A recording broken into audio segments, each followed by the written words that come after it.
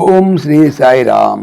శ్రీమద్ భగవద్గీత 12వ అధ్యాయంలోని 18, 19 శ్లోకాల గురించి ఈరోజు తెలుసుకోబోతున్నాం. సాయిరామ్.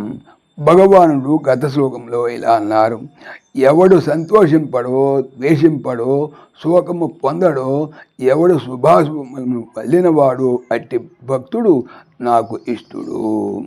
ఇక ఈరోజు తెలుసుకుపోయేటువంటి 18, 19 శ్లోకాల్లో ఇలా తెలుపుతున్నారు: సమశత్రౌ చ మిత్రే చ తథా మానవమానయోః శీతోష్ణసుఖ దుఃఖేషు సమసంగ వివర్జితః తుల్యనిందాస్తుతిర్మౌనీ సంతుష్టో ఏన కేనచిత్ అనికేతః స్థితం మతిర్భక్తిమాన్ మే ప్రియో నరః.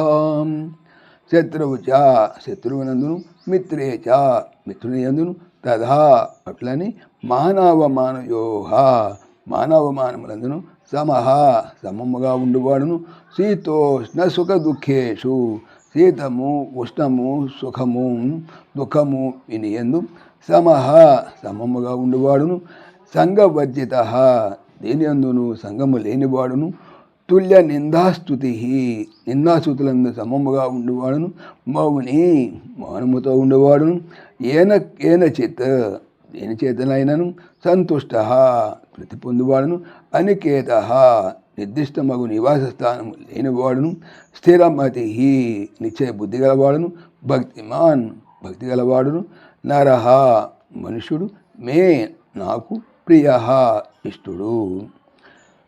శత్రువునందును, మిత్రుని యందును, మానవమానములందును, శీతోష్ణ సుఖ దుఃఖములందును సమముగా ఉండువాడును, దేని యందును సంగము లేనివాడును, అనగా ఆసక్తి మనస్సంబంధం లేనివాడును, నిందాసుతులందు సమముగా ఉండువాడును, మౌనముతో ఉండువాడును, దేని చేతనైనను తృప్తి పొందువాడును, అనగా దొరికిన దాంతో తృప్తి పొందువాడును, నిర్దిష్టమగు నివాస స్థానము లేనివాడును, అనగా గృహాదుల యందు ఆసక్తి లేనివాడును, నిశ్చయమగు బుద్ధి గలవాడును, భక్తితో కూడి ఉండువాడు నాకు మనుషుడు నాకు ఇష్టుడు.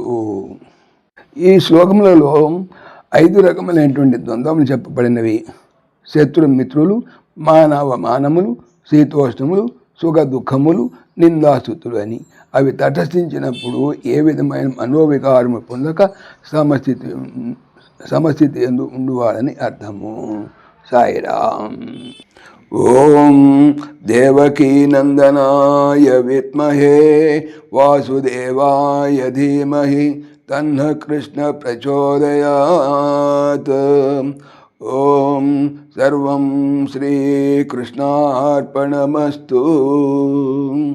జై శ్రీకృష్ణ. జై జై శ్రీకృష్ణ. ఆత్మీయులకు మనవి: ఈ ఛానల్తో పాటుగా అనంత మహిమల శ్రీ సత్యసాయి అనే ఛానల్ మరియు భక్తి పరిమళ టీకా భాగవతం అనే భాగవత ఛానల్ను స్వామి నా చేత చేయించుతున్నారని మనవి చేస్తున్నాను. వీటికి సంబంధించిన లింక్స్ డిస్క్రిప్షన్లో చూడవచ్చు. జై శ్రీకృష్ణ.